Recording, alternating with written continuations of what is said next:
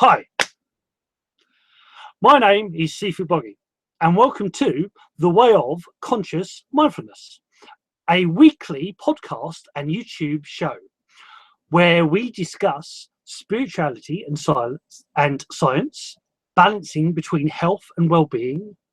Oh, I can hear myself bouncing off. Now, has somebody got us on? Or is it me? It's me. It's me. Oh, bad Boggie. Right. Okay. So, as I was saying, a weekly podcast show. There goes the professionalism. A weekly podcast show, and also on YouTube, discussing spirituality and science, balancing between health and well-being, and body, mind, and spirit, with a Daoist twist. Daoism means the path, the balance, the way. Now, we're not the normal type of show.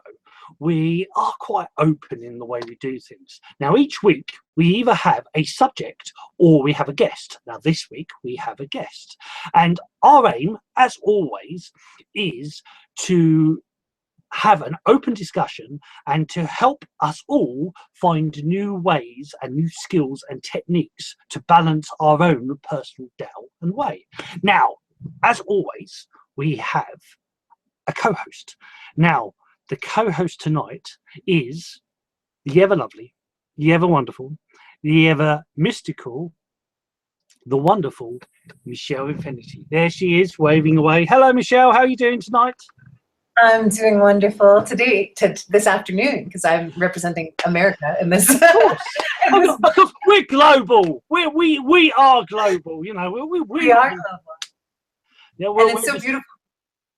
It's so beautiful to be local, to be online, and to be able to be in 2 different time zones. So right now I'm looking out the window, and it's a beautiful day in Colorado, and the sky is very bright and wonderful. And so I'm very happy to be joining all of us today. Wherever you are, thank you so much. Wherever you are in the world. And I look out the window, and it's pitch black. And there was a bit of stars earlier. I think it's gone a bit cloudy now. But so there is the wonderful Michelle and myself. Now the questioner is off on a secret mission. It's so secret, even he doesn't know what he's doing. So that makes sense. It's me jesting. But anyway, so the question is not here tonight, so it's just me and the wonderful Michelle. Now, Breezy was going to come on, but she does college work and she helps students, and she needed to go off and help a student. So it's just me and good old Michelle. We're going to, well, we're not really fight, but chi the chi. We're going to fire out the chi, and we're going to enjoy this show. So let's me stop rambling and go on. Now tonight we have a guest, as I said. Now this guest has actually been on before, and we had a great show with her before, which you can find on the playlist of the Way of Mindful Consciousness live shows on YouTube, and you can also find it on podcast on the past shows. Now, this guest her name is Jirsch, and technically her profession is she's a world-leading future life progressioner, she works on future life progression, which we can ask her about in a minute. But today we're actually going to also talk about spirituality in business, and also she did actually mention that she's quite possibly going to do a reading for one of us two a little bit later. So let's just bring her live in 3, 2, 1. Hello, Anne. Good evening. Turn on your mic. How are you doing? You need to turn on your mic, Anne. I can't hear you. There you go. Good evening. Can you hear me now? Can hear you now, loud and clear. Good Great. Evening, Anne. How are you Good doing? evening. Good evening. How lovely to be back with you guys. It's always it's great and awesome to have you back on the show once again. Thank you. You're more than welcome. So what I want to do first, I have my always famous question, but what I have to do first. So what is a future life progression? Well, in a way, it's the opposite of past life regression. So you hear about people going into a past life or regressing to their childhood. We go the other way. So imagine spinning it the other way. We zoom off into the future. So we slip around in time quite a lot. So what we do is I've got a number of processes where I take people forward and they might see where they are in 5 or 10 years. They might go into a future lifetime. They might go off into 1,000 years. It's something I love working with. Take people off into 1,000 years, find their very highly evolved future self and connect with them and get answers from them. I mean, what better spirit guide could you have than your future self? We also look at world events, and we want to actually do some filming because we predicted a whole bunch of stuff before that all happened, you know, really major things. Now we'd like to do that again, get a few more steps, because people are quite jumpy about the world at the moment, aren't they? There's change and they're jumpy about the change. I think if they could catch a little glimpse, they'd feel a lot happier about what's happening. Indeed. Well, maybe we can sort of do that.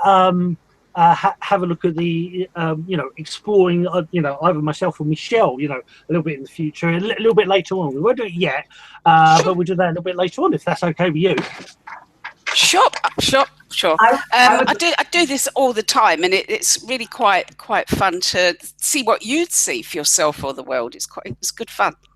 We did that at Burning Man when I was there with a person named Charles Eisenstein, who is a sacred economics visionary future. And I have a question, if I can jump in, a question for you. And he worked with, what I could tell is that he had beings, that lived not on the physical world, that had come to him, that it had enlightened him, that's even a possibility. And I wonder if you've had dreams of the similar sort, or some kind of guidance that gave you insight into that we could even go in that direction and access information from the future, and I'll use it for the healing of the present. Yeah, it's a really good question. A lot of the time when people think they've got angels or beings, it is their future self. I mean, a lot of the time our future self comes back to guide us. It's really quite amazing. One of the comments, I talk to my future self, so you can imagine if some people think I'm potty, but it works for me. So one of the early conversations I had was, our future selves come back to help us now in order for us to help them in the future. They need us to make certain change now, so it's better for them in the future, so they can guide us. It's almost like if you could go back to some of your ancestors and say, look, can you not mess that up so much, and I'll have a bit of money in the future, might get a bit of inheritance. So they come back and they kind of tell us off or guide us. And what the information we've been given is phenomenal. I mean, in my last book, I sometimes read it and I have sections in there that's messages from my future self. And I think, well, I couldn't have written anything that clever. It had to come from somewhere else, because it's some of the things I've been told is really profound. I completely all the time. When I write, I feel the same way. Sometimes I read what I've written and I'm like, this is coming from definitely a higher version of myself. And almost intergalactic wisdom that I have access to, but I forget in my day-to-day life that I am, like who that person is, because I get lost in the human experience so much. So that's beautiful. Thank you. Yeah, for me, or at least, because I always, surprise, always mention the Daoist way, and for me, the Taoism is a mixture of spirituality and science. They saw science, they saw the things scientifically, as in, they experimented and did stuff, but they also saw the spirituality, but they saw spirituality as part of science. They saw, energy. And it's interesting within Taoism is that they talk about going sideways or going up, well, up or down. And when they go sideways, they're talking about multiverses. They're talking about different possibilities. And it was just interesting. So interesting for me is that, learning this from the Chinese side. And then when I went into quantum physics, loved like quantum physics, and started doing quantum physics, and they were talking about the same stuff and going, hold up, I was doing this 10 years ago in my, with these guys in China, and they were talking about all this stuff. And so when they talk about like the higher selves, a lot of the higher selves are actually future versions, the next generations or next evolutions, not necessarily of the evolutions are many lifetimes ahead. But it's it's really, really interesting where yeah, you know, you start, you know, picking up this information. It's a little bit, I've got people who, you know, have guides and whatnot, and I've never, well, I have guides but don't have guides. My guides of energy is that it's more like a frequency. I pick up a radio signal or a frequency, and that's, so it's not Great Uncle Bob or Genghis Khan or whoever. It is the information actually for me just comes as information, as energy, and it's that, you know, and but like both of you, you know, there are times I say stuff and I go, God blimey, that was good, that was clever. It wasn't me, but that was clever. So but it is Taoistically, it is all the Tao. You are the Tao. You are the universe. You are the creator, and it's all you. So therefore, when you're, you know, downloading this stuff, you know, a lot of people talk about the Akashic records, and they see that as this separate thing. But Taoistically, it's all the same. It's all you. It's all energy. Your energy. So there is no there's no barriers, there's no blockages, there's no you have to do this to get it. You should be able to just to get it because it's all you. I totally get what you're saying. I mean, when people ask me what guides have you got, and I kind of say, well, do you know, to me there is a scientific side to this, that we're floating around in a cosmic soup, and it's just a way of accessing the information. But for it to make sense to us, we might give an image of, we've got, you know, a Native American guide or Genghis Khan. We create that image, but it is just energy. It is just an energy or some sort of energetic being. But we, to make sense in our world, we would kind of see it as Aunt Fifi or whatever. We would kind of give it some sort of an image. Or am I still on? Because it's you faded out, Paul. You're okay. It's just faded out. You're good. Anne, can you hear me? Yes, I can. Yeah. Okay, wonderful. Yeah, you're sounding great. Maybe Paul froze. Sometimes he does that. Yeah, it looks like he did. Yeah, definitely. Well, the one thing that's bringing to mind for me is a concept that I would love to bring out, which is, you know, Archangel Michael is a powerful archangel, right? Deity. So I had an epiphany a few years ago that was like, this is a force. It's not a being. This is a force, like of how Boggie was saying, like of consciousness. Yeah. And we all have access to this somehow. Yeah, he just said he'll come back. His computer froze. So yeah, and I was like, it's a force. It's not, you know, it's not a man. You know, it's not like a human quality. It's like a force of nature, almost like rain. You know, eternal, existent, forever there. Yeah. Do you want to comment on that? Do you know, it's funny because in my downstairs office I've got a big statue of Shiva, quite like Shiva energy. Love it. To me, I love Shiva. I love that Shiva energy because it's so cleansing, and it kind of stops us carrying on the same nonsense all the time. I always see it as just my interpretation, but I don't think Shiva's literally sitting on my window ledge. It's just that energy. It's the energy that goes with that being. Even if the being once was and is no longer around, we can tap into that energy because we can tap in anywhere in time and space. Yes, and those archetypes are so powerful, and they so powerful to work with. Yeah, I love the Shiva energy. I love the Destroyer energy, and that reminds me of like even seeing as Jesus as an archetype himself. You know? Yeah. It's lovely because you start to forget the feeling of what they felt like, and often they're so serene and so pure, and it's almost like it's really nice to tap into that pure energy and not feel so tarnished, because in our everyday life we're trying to battle through traffic and deal with people when they're not being easy. To tap into that pure energy, they were so serene. It was just such a beautiful energy. It's so good for us. Yes, pure being.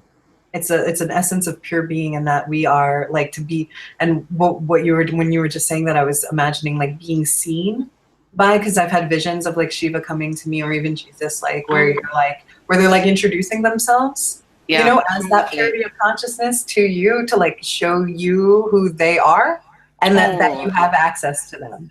You know? Oh, that's gorgeous. You would love meeting your far distant future self. You would so love that. Should we do that? Do you want to go right into that, or I'm open to it? I think Paul wants to do it a bit later, but yeah, I'm open. Yeah, it's really cool. Well, tell us more about what you do. But yes, I'm sign me up for that. I'm super game.